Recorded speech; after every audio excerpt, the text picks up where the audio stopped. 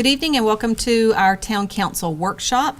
Before we move into our items for discussion, I'm going to ask Brian Hercules to do our prayer and Jeff Peach to do our pledge, please. If you'll stand with us. Pray with me. Father God, we just pause today to thank you for the opportunities that you've presented us. Father, we thank you for the rain. We thank you for the sun.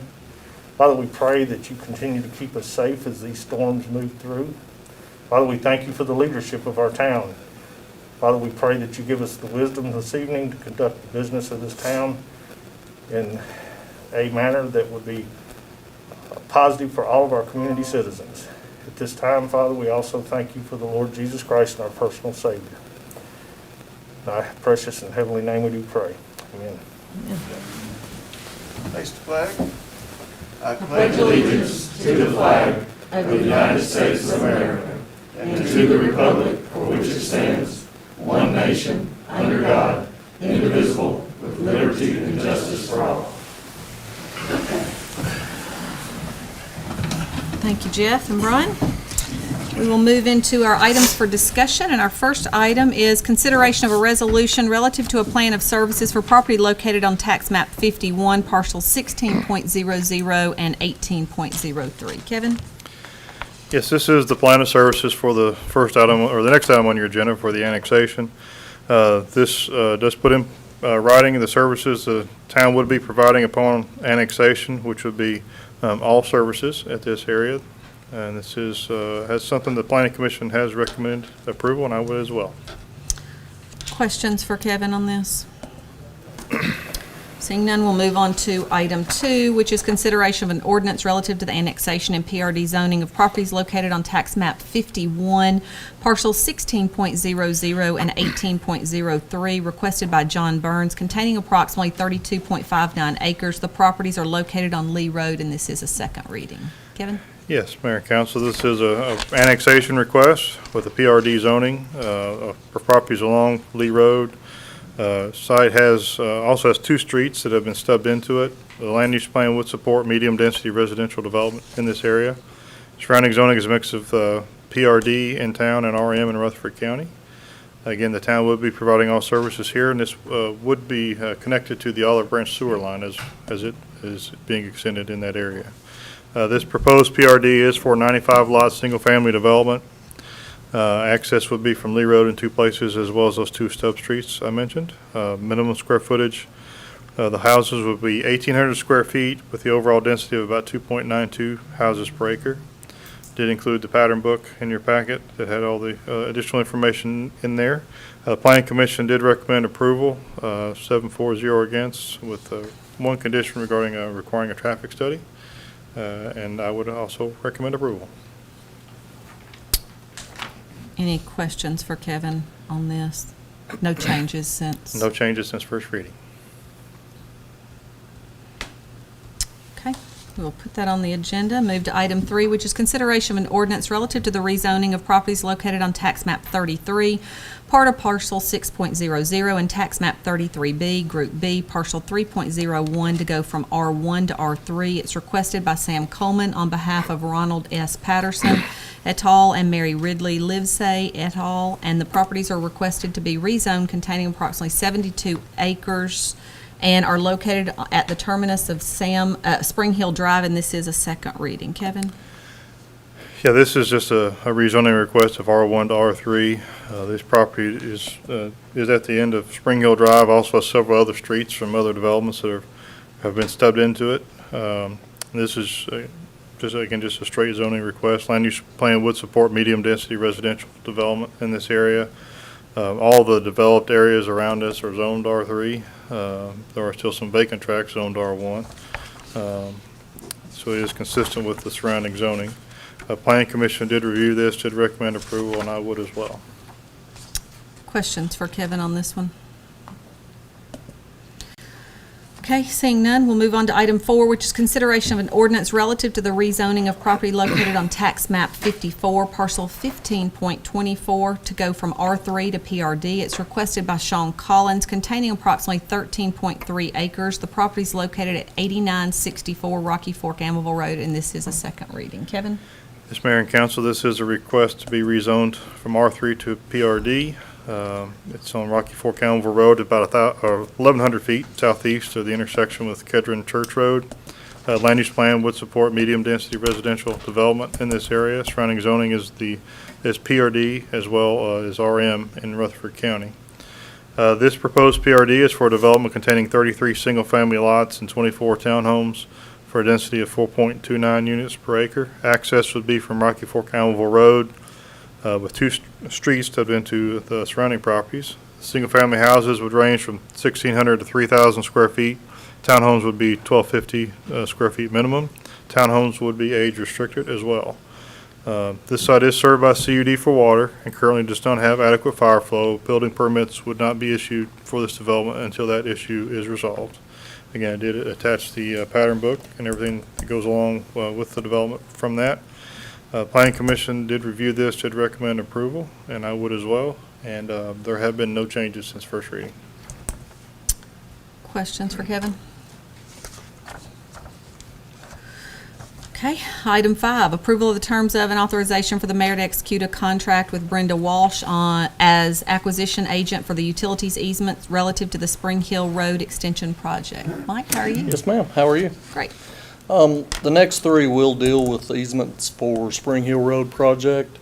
Brenda is the acquisition agent, and we're recommending approval of her for this project. Questions for Mike on this? Okay.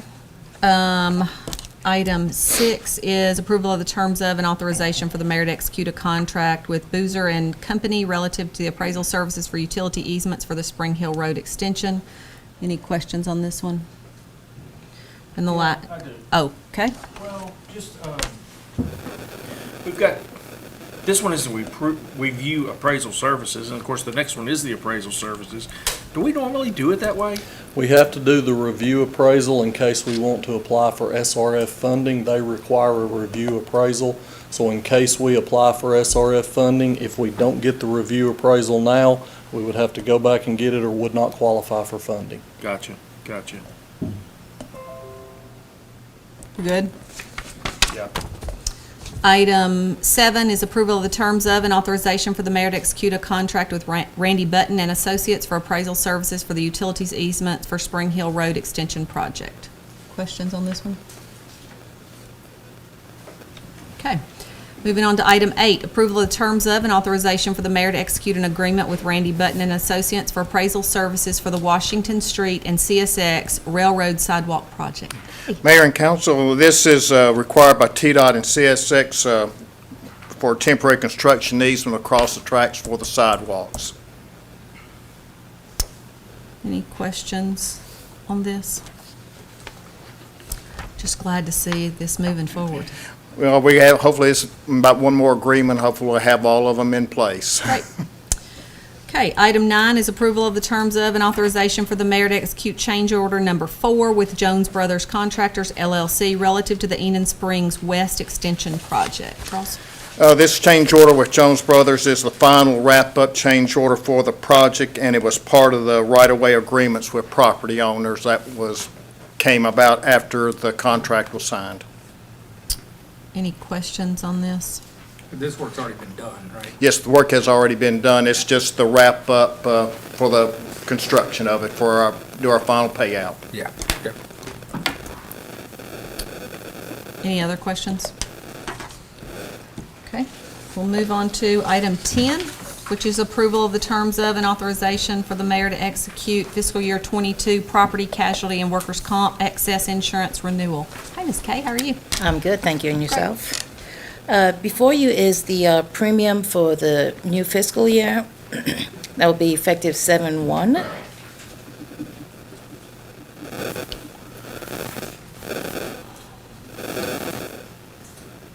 Questions?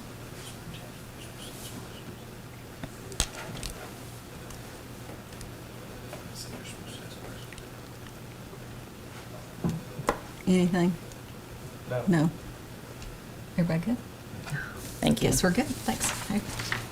Item 11, approval of the terms of and authorization for the mayor to execute a contract with Thomas and Hutton for Phase 2 design and engineering services for Cedar Stone Park. Mike? Hi. Thank you, Mayor, Council. You are well aware of this project because it was in the budget. We held off on it back in the fall and bringing it before you tonight to start design of Phase 2. The contract would be with Dempsey and Dillon, kind of through their city contract they already have. They did design Phase 1, did a great job. They also did the CEI on Phase 1 and did a great job. I think we ended up with a really good product out there. The design includes 4 youth fields, concession stand, regulation size baseball field, shelter, restroom facility, walking trail, tennis courts, and maintenance shop, including park infrastructure. We would have broken this down a little bit more, but a lot of these areas and facilities are interrelated due to drainage and utilities and that type of thing. So we decided to put it all together where it would work together. The engineering cost will be $421,715, 210-day design time, and no timeline is being set for the construction. If you got any questions, I'll entertain those now. You said this is phase 2, right? Yes, sir. And this is just for, what was in the budget was just for the design, is that correct? Yes, sir, just for Okay. design, and then we would decide afterwards what part the council would want to go to construction on and when. So there's no timeline, but construction prices right now, sometimes we break that down anyway over a couple of budget years or smaller scope, but with everything kind of tying together on that property, it's almost best to design it together. Is there a certain breakout that you'd anticipate? You said this could be an all, or we could do some. Yes. Do you anticipate a breakout of what would be included if we looked at, for instance, the youth fields? I would think concession stand would go with that, and tell me how you see this. That's what I see. I mean, I think the tennis courts can be standalone because they're going in an area that would be using existing parking. The youth fields concession could be done together, kind of like we did the first phase. I do think we need a restroom and a shelter near the playground, because right now we're just opening the gates and letting them go to the concession restroom during the day. But I think the tennis courts, some of the parking in the regulation size baseball field, which is on the south end, could be down the road. There's a large rock cut in that, which will drive the cost up. So our plan was to, do whatever we can do, make it affordable, but get as much of the baseball league out there together as we can to do that. I think it's also important to note that this is parks impact fees that Brian and Rex have budgeted. So it goes, it's for growth. It's coming out of the impact fee fund. Talking about the design. Yeah, I'll point the out, design. too, as I spoke earlier, your budget books are on the desk tonight for us to begin to get ready for our budget retreat on the 12th. If you'll look in that budget, you'll see we are budgeting next year probably for that restroom and the tennis courts and pickleball, but that probably would be the extent of next year's phase as far as build out, and then we would look at another budget cycle for us to start back on those other. We need a little time to get some money back in the impact fees. We also have some other dollars that we're moving around in the budget from the surpluses and those kind of things. So I don't want to get too deep into the budget process, but if you'll kind of look at the book, you'll see kind of what our plan of action is. What did we budget for engineering service? Originally, we'd budgeted $400,000. That was without survey and geotechnical when we were right at it, but that's a tough property, and I think the survey has been altered, the topographical survey, so we want to make sure we got the most recent, and geotechnical is almost a must, so I asked him to put that in there. Okay. Actually, since we're crossing budget years, I just moved the funding to the next budget year to cover that, Okay. again, out of impact fees. Thanks. Mike, you mentioned the toughness of that property. We all Yes. know it is. I know we ended up having to put AstroTurf on that field because of that. It's Right. pretty rocky and drainage and so forth. Is that the plan going forward now with all the ball fields? Will that Yes, sir, continue? we bid it both ways last time where the council could make that decision, and we're fine to do that. I think the geotechnical will tell us some of that, how much rock's there.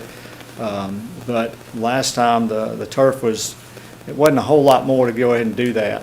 And we hadn't had to fertilize it, mow it, or irrigate it one time since then. So How does it's been nice. How you may or not know this, Mm-hmm. I'm just kind of inquisitive. How's the cost versus natural grass and turf over years, over time, I don't know how often turf has to be replaced, and Well- at what kind of cost, and Yes, sir. Typically, it's an eight-year warranty on the general area. You get about a 1 or 2 year warranty on the wear spots, whereas batter's boxes, around bases and that type of thing. We asked for a 10-year warranty on ours and got it. So we got a 10-year warranty on workmanship and turf, which is kind of unheard of. But you got to remember, most of the kids playing out there are smaller kids, so it's not as much of an impact, which has been good. And every now and then we have tournaments up to 12-year-olds. So as far as the cost, there's all kind of numbers out there for that. I think for us, the big thing was the things I just mentioned: fertilizing, mowing. We mow our ball fields twice a week during the heavy season. They have to irrigate them, which is maintenance and a cost. It would be CUD water unless you went with a well out there. But the main thing that we see over the years is staff. For a tournament, we're able to put 1 or 2 staff members out there, and they handle that tournament. And if it rains, we just kind of wait. So we were looking at staffing more than anything, and equipment and diesel and all the things that go along with that. So it's the cost of it. I just think it pays because everything escalates by percentage every year, whether it's insurance or, staff raises or whatever. virtually no maintenance with the AstroTurf. I mean, Not a whole lot. We really drag it, we do have a drag for it, it's made for it, but it's not a whole lot. Yeah. Okay. So far, right. I can tell you, we've had adult tournaments, a couple this year already at Volunteer, which is of course dirt. And then I worked the concession stand for a 2017 tournament last weekend at Cedarstone. And last weekend, we had no more than 2 guys in the park, employees at any time, really. And when the tournament was over Saturday night, I got ready to leave. There was no trash. The place was spotless because they weren't spending their time dragging, relining, dealing with field issues. They were able to keep the parks clean, bathrooms clean, that kind of thing. It was a marked difference just leaving the park that night and seeing how well it had been able to be maintained with just 2 guys. At Volunteer, we had a rainstorm 2 or 3 weeks ago at our tournament, and I think there were 8 town employees in the park at one point, spreading field dry, raking, trying to get the fields ready for us to go back to play.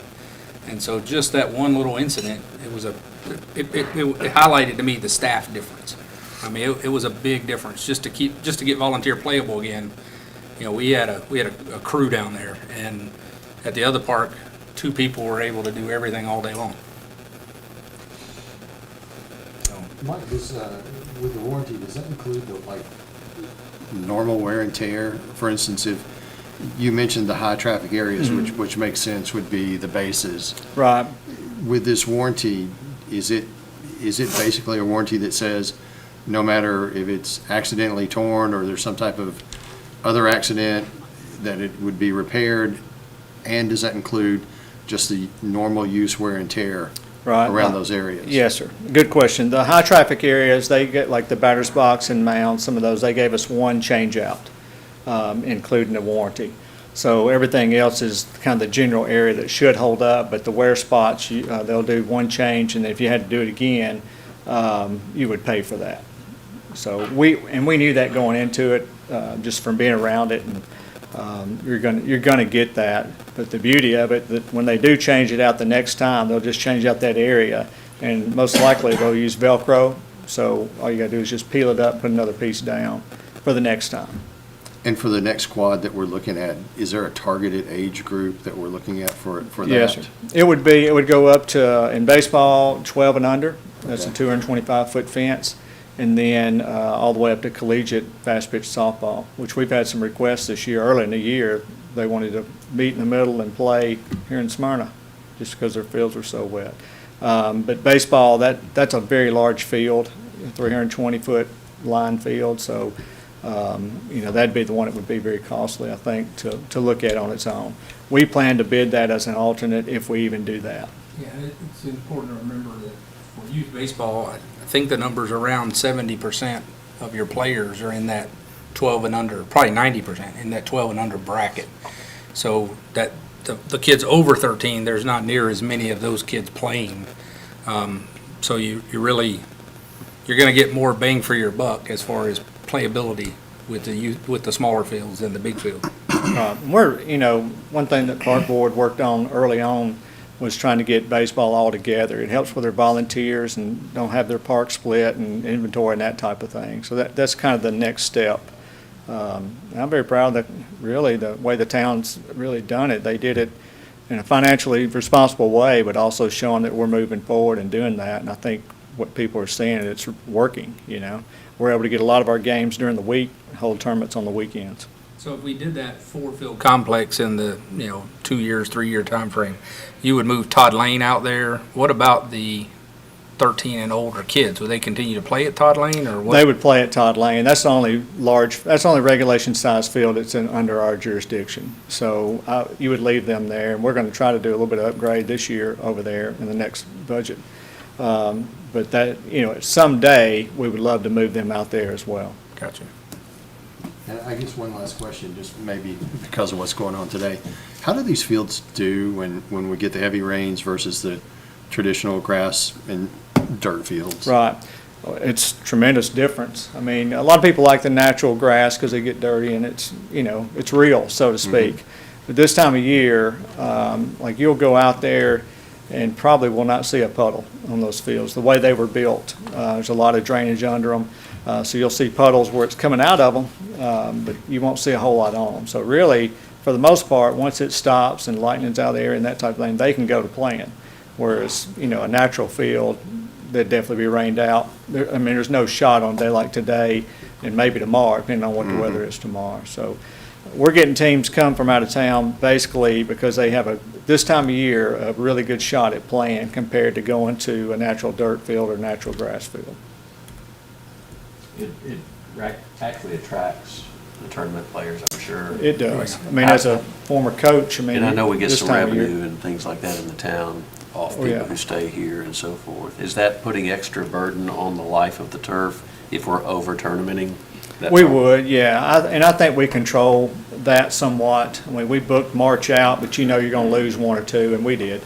We lost tournament week before last just because of just never know with weather or too many tournaments in the same area, that type of thing. So I think we catch up in July, August. That's when the youth kind of takes off. Everybody goes on vacation, that type of thing. But we don't want to have a tournament out there every weekend and deal with that with the turf, but also because of staffing. Other questions? Okay, we'll put that on the agenda. We'll move on to item 12, which is approval of the terms of and authorization for the mayor to execute a contract with the Minnesota Children's Museum for the rental of the Amazing Castle exhibit for the Smyrna Outdoor Adventure Center. Mike? Yes, ma'am. As y'all know, we have to get way ahead on these exhibits because they book up. So we're looking at a period of September 18th through January 2nd for this particular exhibit. It's called the Amazing Castle. Getting a really good price. It's $5,000 for those 3 months plus shipping, which is cheaper than what we got it before. We had used this before, and it's actually for the price is a good exhibit. And Brian and I and Rex have been trying to lower these costs and try to find things that are cost prohibitive but fit in our center and keep the energy there. And this particular one is fairly easy to set up, and they're all about education and getting people active. So we're excited to see this one come open and them work with us on the price. Questions for Mike on this? You got to deal with the shipping cost. Sir? What might the shipping cost? Typically, it's going to be it depends on if you're able to get it from the same people that's your previous one. Sometimes it'd be around $2,000, depending on the size of the exhibit. Any issues with COVID as far as them not being able to go in and see it? Well, it was when obviously when we were shut down, but right now, SOAC staff, if they've been open, they've got a person assigned to cleaning, and they just kind of follow everybody, but nothing yet. Okay. Nothing yet. I'm sorry? Are we not getting the whole exhibit? Not sure. The flower show's 15,000, so we can say it. Of course, the 15,000 on the cost. then the agenda item says 5. It is 5. Yeah, we paid more last time, but I think it's the going rate. We asked them for a discount. Sometimes when they come open, they'll give you that discount, and we rent from these people a lot. I think we actually paid 10 last time. Other questions for Mike? We will put that on the agenda. All right, thank you. Thanks, Mike. We'll move on to item 13, which is approval of the terms of and authorization for the mayor to execute a contract with Yuri Howell and Associates relative to the audit services for the fiscal year ending June 30th, 2021. Hey, Rex. Hello, Mayor, Council. It's that time of the year again where we're trying to get a contract with an independent CPA firm to do our audit. We're recommending the firm of Yuri Howell and Associates to do the audit for the fiscal year ending June 30, 2021. They've been approved by the Comptroller of the Treasury to audit municipalities in the state of Tennessee. The estimated fee is $35,700, and that's the same amount that it was last year. And Rex, for the general public, would you let them know how often we're audited? State statutes require that we're audited, a financial audit, every single year. Great. And they seem like they roll around faster and faster every year. There are times when people get a little frustrated with us that I hear people say, I think they need to be audited. And it's always nice to be able to say we're audited every year. We keep a copy of the audit at the library. We have it on our website. And if you go to the Comptroller's website and dig down far enough, you'll find our audits there also. So they are available if people even want to see the audit. Yes, ma'am. Great. Questions for Rex on the audit? Thanks, Rex. Item 14, consideration of the declaration of surplus items. I guess this is yours too. Yes, ma'am. We have several surplus items that we like to sell. The list includes seized vehicles, abandoned property, and town equipment that has been removed from service. We seek permission to conduct an online auction to sell these surplus items. The auction will be advertised on Murfreesboro Post, on the website, and also on Channel 3. All the surplus items will be sold through Gov Deals, the online auction company. And just a brief summary here, we have 10 vehicles, some tools, and some electronics. It's like some tennis shoes. You've got all sorts of stuff. Y'all see anything you can't live without on this?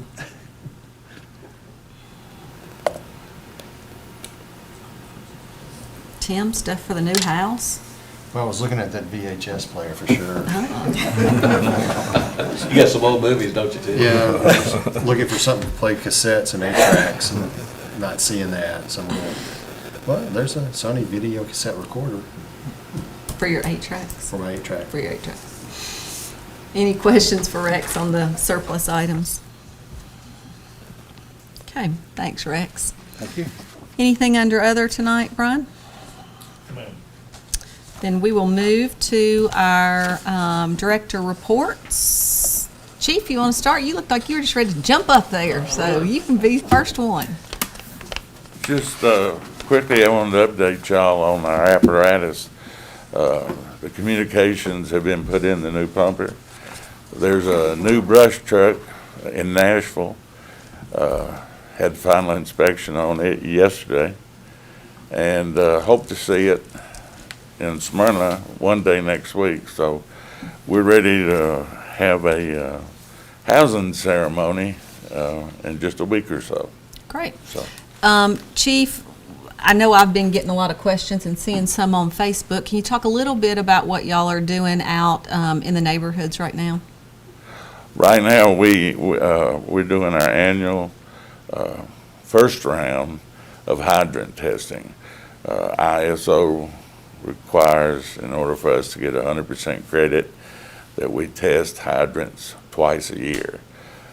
We'll be working on those probably till the end of May before we get the first round completed, but that's what we're doing. We're checking the flow, making sure they're all operational, and then we'll come back in for the second round. And they might see a little brown tint in the water. It is. When that water does flow, we try to open and shut real slowly and not disturb the water, but sometimes it does.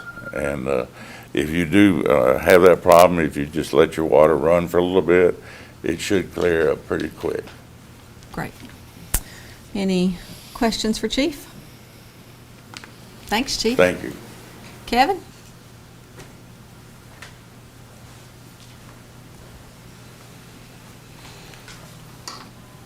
Just the same report every month. We got another busy agenda next week for Planning Commission. Several items, and one that's really good to see, I guess. I know everyone's somewhat familiar with, but Still Technologies has submitted their next phase, and they're expanding again. So it's good to see those companies that we have located here recently are continuing to expand. So Great. Other questions for Kevin? Thanks, Kevin. Actually, I want to Oh, know yeah, if sure. you heard anything about the census yet. Have you received any? I have not received anything on the census. Okay. No. Thanks, Rex. Chief Arnold, anything? He called him. He said Rex. I'm glad to tell you what LPR stands. What? I'm sorry, I wasn't sorry. What'd you say? I said I'd be glad to tell you what LPR stands. Oh. Rex, did you have anything? Do our revenue reports quickly. Local sales tax received, $1,251,752. That gives us a year-to-date budget surplus of $2,038,752. On the state shared tax, we received $543,003. Gives us a year-to-date budget surplus of $254,085. And as you can see from your desk, we've been working on the budget, and we have a budget book ready for you to review the budget so that we can go over that at the retreat. Great. Questions for Rex? Thanks, Rex. Mike Moss, anything? No? Charles?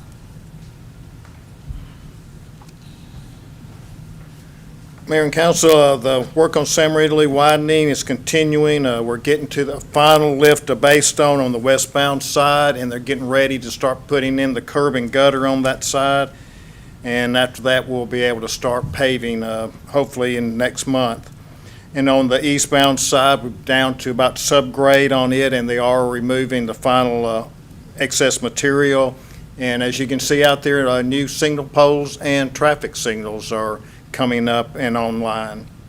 And on the Lee Victory Recreational Park entrance, that project went to advertisement on Tuesday, and we're going to open bids April the 15th. Great. Questions for Charles? Thanks. Anybody out there? So I want to know, the directors that have to sit in here, are they like in trouble is the reason they have to be in here, and the ones that are out there have been on their best behavior? Is that what it is? They do not have a seating. They don't have assigned seats. Okay, got it. They know though. Chief Bill, how come you always have to sit on the front row? Are you definitely the one in trouble? Mr. Hercules suggested that I do it. He didn't say I had to. Gotcha. It's kind of like Highly suggested. It's kind of like sitting next to the teacher's desk, I think. That's right.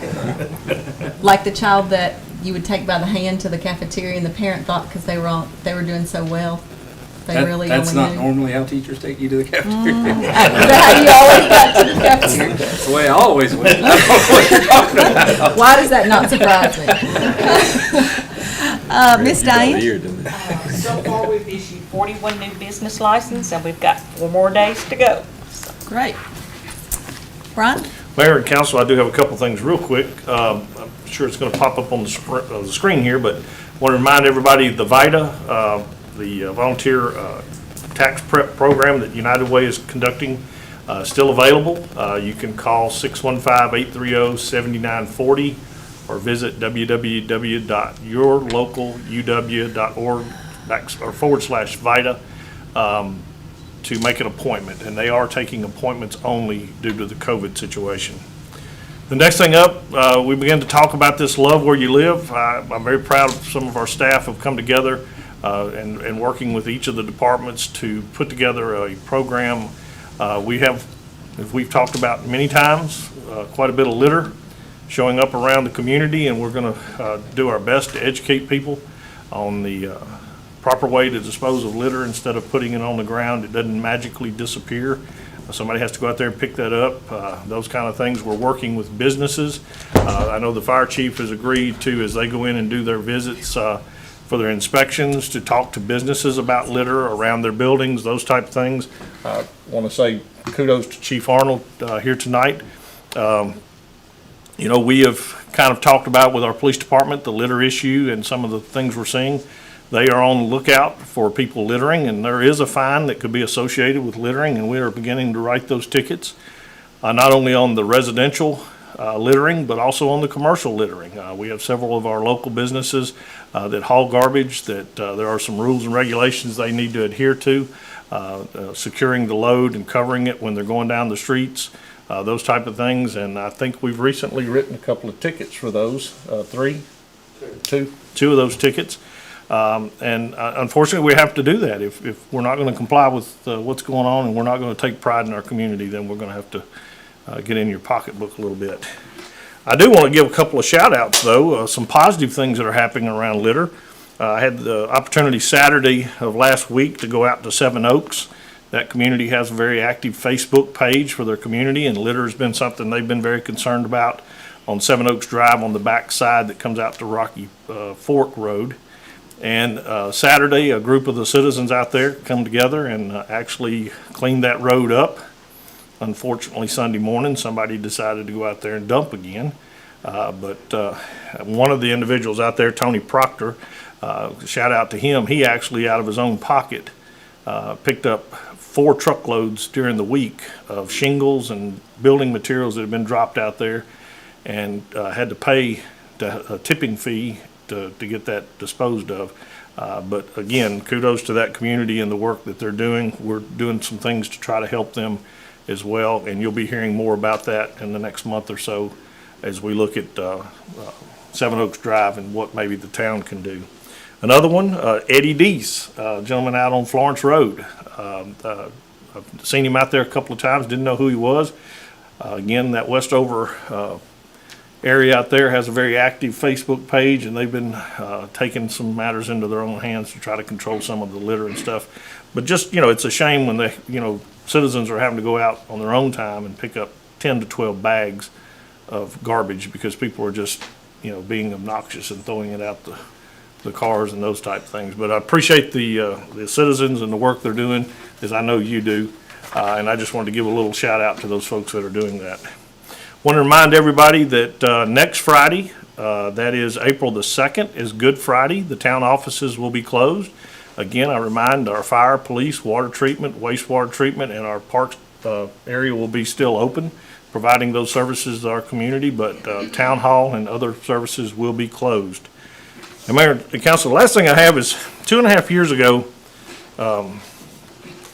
I had the privilege and honor to be asked to come and serve as your town manager. And I've said this many times, it's, you know, I've been in the workforce over 40 years, best job I've ever had. I absolutely love coming to work every day. I love the job I do. I love the people I work with. I appreciate the support of the council.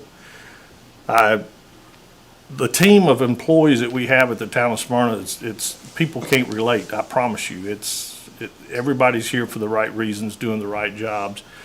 But one of the things that was an exciting event for me was I got the privilege of working with Jeff Peach as kind of a partner in crime. We work very well together. He's a sounding board for me many, many times on things that I'm dealing with as your town manager.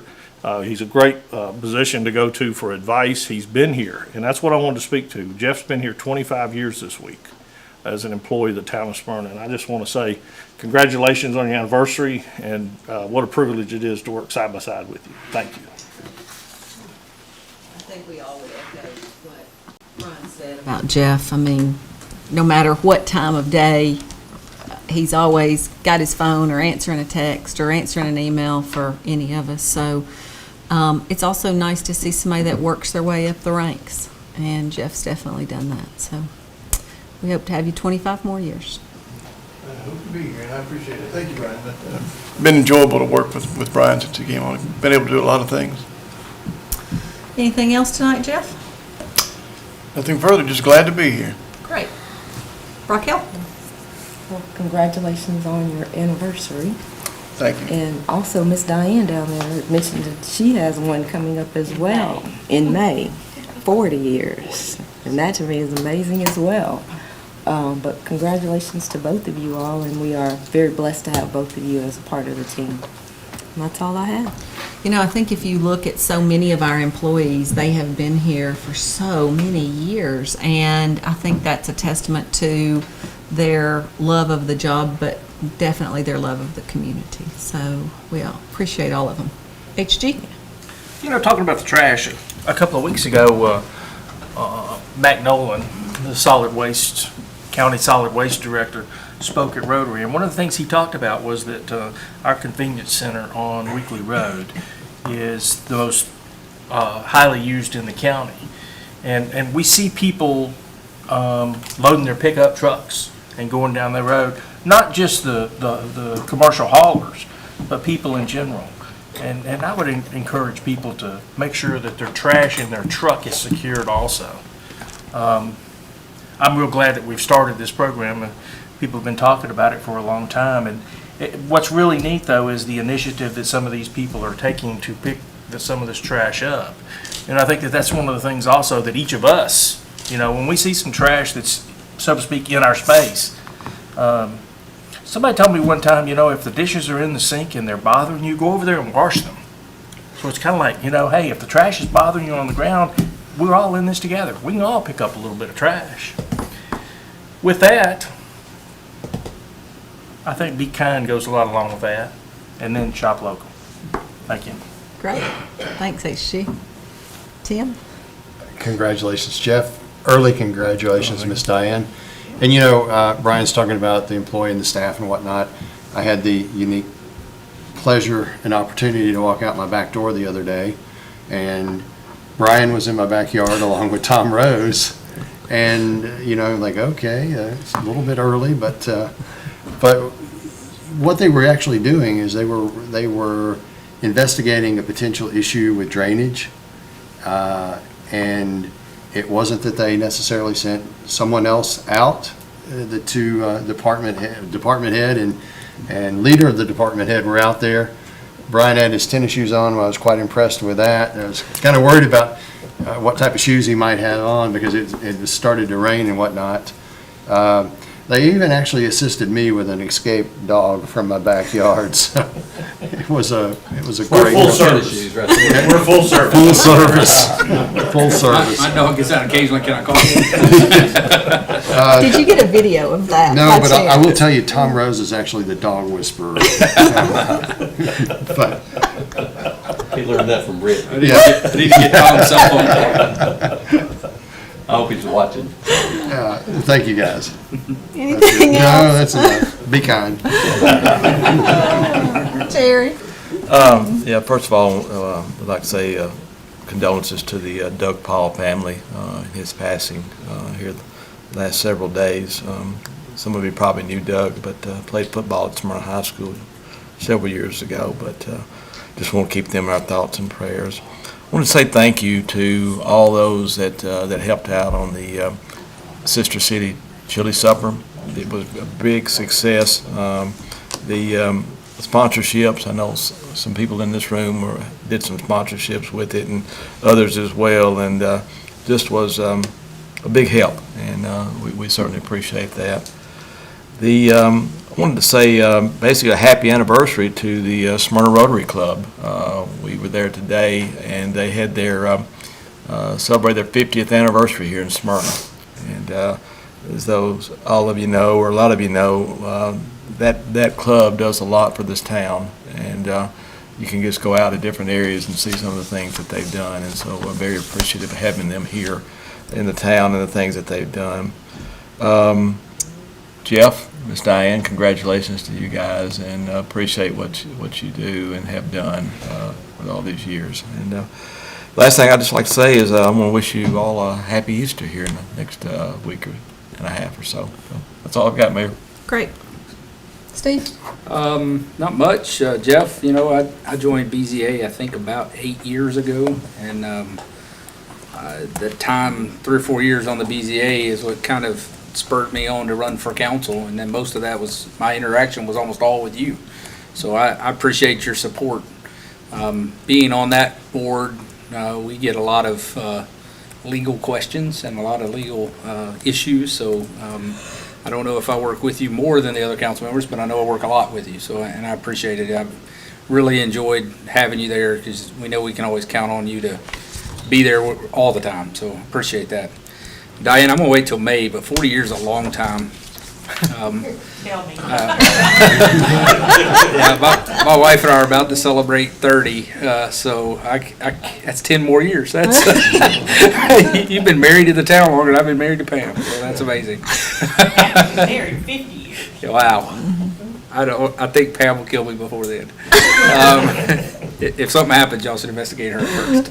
But anyway, no, that's all I've got. I really do appreciate the town. Yeah, I was driving home today from somewhere, and my daughter and my wife were in the car with me. And 5 years ago, when I came on the council, there were a litany of projects that we were discussing, and I remember specifically having a conversation with Mary Esther about why does it seem to take so long to get things moving? You know, we've been talking about this for 2 or 3 years, and y'all have been talking about it for 10 years before I got here. And it's really quite pleasing to see, even though it's frustration and there's a mess, to see many, if not most of those projects are now underway, and we're actually finally making progress. I drove out Jefferson Pike yesterday. If you haven't been out there, I'm not going to encourage you to go, but man, I don't know how that's going to be a 3-year project if they're going to keep working this fast. I mean, it's amazing how quickly they have cleared the path. Give them time. But you can actually already see it taking shape. You can see where they're going to straighten it, and I mean, it's amazing how fast it's just changed the whole outlook out there. And then, you know, with Sam Ridley and Enon Springs West and the Florence Road projects and, you know, everything else. This is all stuff we were just talking about. It was almost like stuff we hoped would happen, but we weren't really sure when. And I remember, you know, beating Tom Rose up a few times over, you know, hey, you said you were going to start 6 months from now. What happened?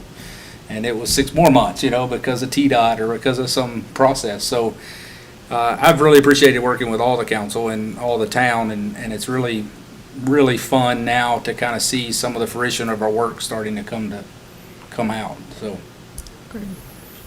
And you know, we're talking about an interchange right now at Rocky Fork. Yeah. That's going to take a while, Yeah. much like these did. Right. But it starts somewhere and it ends there, and it's the end game, it's the goal. Yeah. To get there. The Almaville exit, you know, is going to get some relief here in the next year or two, hopefully, so. Just like for us, somebody else laid the foundation for Right. the projects that we're doing, Right. that we're doing now. So hopefully we'll be able to lay the Yeah, foundation it for some of those kind others. of, kind of puts some pressure on us to make That's sure right. we're doing that, That's because the things we do today are the things they'll be working on 10 years from now. Absolutely. And most likely it won't be us, you That's know, right. so. Mark? Jeff, I know, as Brian so eloquently put it, you're a sounding board to all of us.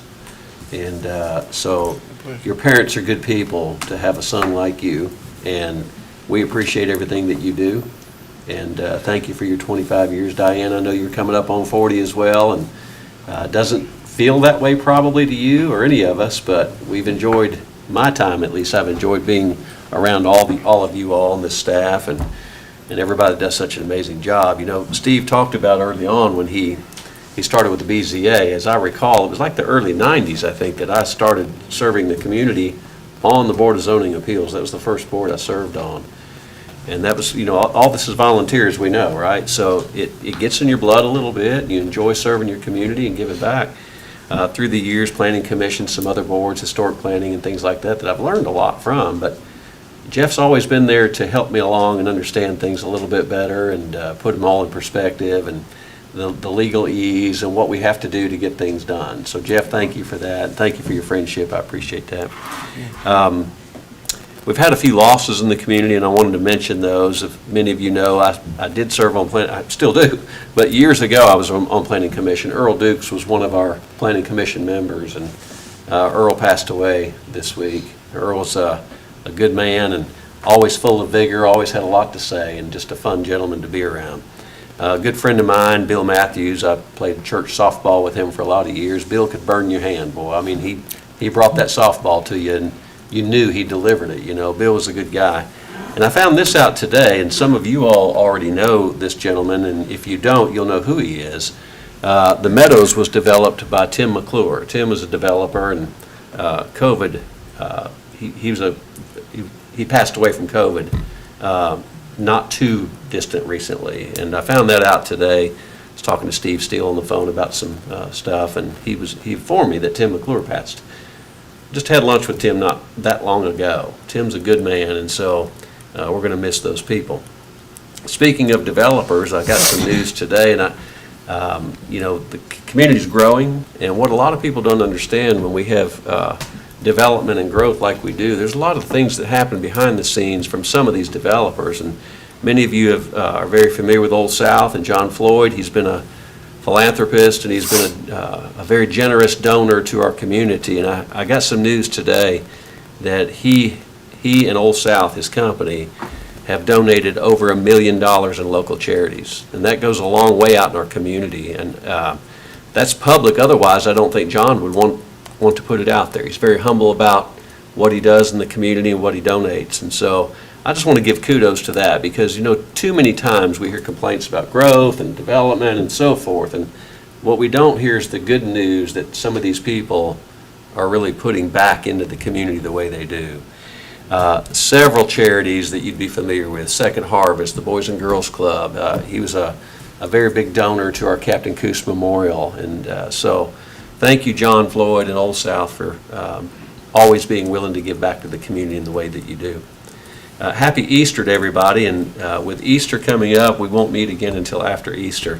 There's one other person on my list, but I'm going to turn it over to Mary Esther, because she knows who I'm talking about, but she's fixing to have a birthday too, and I just want to pass my best wishes on to this nice lady and some of her great desserts. So, Mayor, you can have it. First of all, I kind of gave a little teaser last time about the Captain Jeff Coos Memorial 6K run. It is going to be on November the 5th at 7 p.m. at Lee Victory Recreation Park, and registration will open April the 1st, 2021 at 8 a.m.